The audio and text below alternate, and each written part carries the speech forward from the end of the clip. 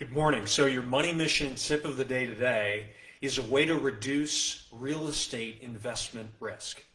For those of you that watch that invest in real estate, you either could be starting out or you could already be a seasoned investor. If you are concerned about risk, one method you can take, or one tip I have for you, is to buy a less expensive property.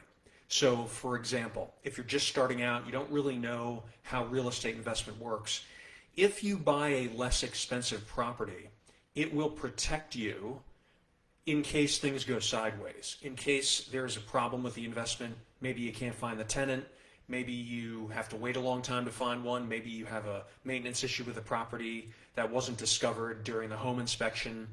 When you buy a less expensive property, you're potentially able to float that mortgage, those costs, if you don't have a tenant or if there are additional costs that you hadn't anticipated.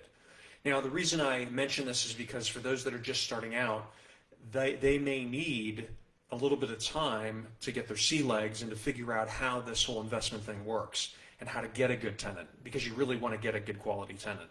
You don't want to just take anybody. However, this also applies to those who already have experience, right? We live in some uncertain times. This is a very unusual real estate market. Interest rates are higher than they've been in the last few decades, and prices are still elevated in many areas.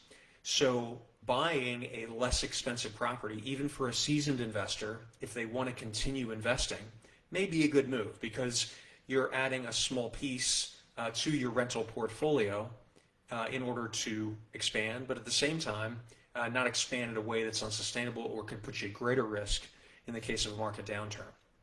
I myself actually have just closed on a smaller property because I too am a real estate investor, and I think this is an important thing to do, to keep expanding as long as you're making sure that the numbers make sense, that the location is favorable, and that you feel comfortable with the risk should, like I said before, should things go sideways and unanticipated events occur. Please post a question or a comment, send me a private message if you want to talk about it privately.